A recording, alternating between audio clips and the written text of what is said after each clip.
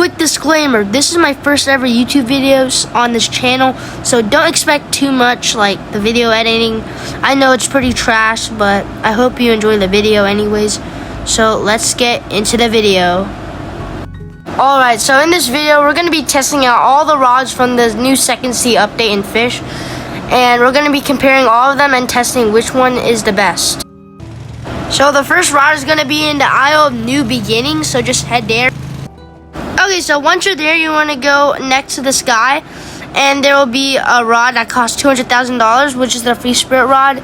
It's actually really good, and I recommend you getting it. So as you can see, it has 25 lure speed, 155 luck, 0.15 control, and 10 resilience with 5,000 max kg, which is really good. Not only that, but it has its own mutation called the Blue Mutation, and it sells for 5 times the value and has a 20% chance of occurring on your fish. Not only that, it also has the piercing effect like the Trident and No Life rod. So let's move on to the next area with the new rod. So once you make your way up next to the merchant on Lush Grove Island, you'll see this Verdant Shear rod that sells for 40,000 credit. I mean, not credits, whatever ES stands for. 70 lure speed, luck is 75, 0.1 control, and 10 resilience with 2,000 kg, which is not the best, but it makes sense because it's only $40,000 lures. So the passive on this rod is a tree grows when you start fishing. It's like, I don't know the percentage of that, but it's guaranteed, I think, to get a 3 times mutation fish. So here's the next rod, the Blazebringer rod at $70,000. This is supposed to be the best money making rod in the game, or in the Second Sea, but the stats are honestly pretty good. So the next area is going to be in Azora Lagoon, and you're going to go around here and you'll see this rod called the Azora of Lagoon, costing $100,000. It's actually pretty decent, to be honest. I actually already have the rod. It has 25 lure speed, 105 luck, negative 0.01 control, which is really bad, 55 lure speed, resilience, and 10,000 kg, I believe. The only passive the rod has is just the piercing effect. It doesn't have any other passive, like any mutations, just the piercing effect. So the next rod is going to be in the Cursed Shores. Then you will find the Great Dreamer rod right here, costing $500,000, which is a little too much. And if I had to explain this rod in one word, I would call it trash, because the stats on it is really bad for the price.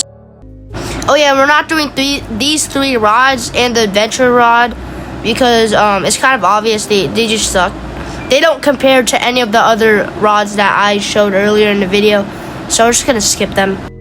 I recommend you use the Free Spirit rod for XP, the Blazebringer rod for money, and the Azora of Lagoon rod for catching hard fish. I hope you enjoyed this video. Bye!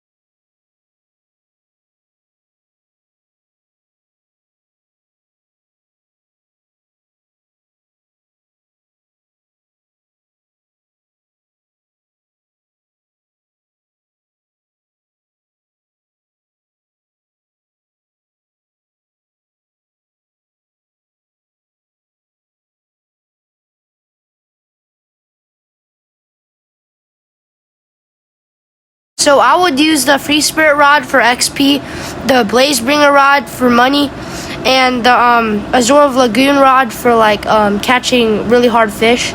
But the other the other two are pretty trash. I hope you enjoy.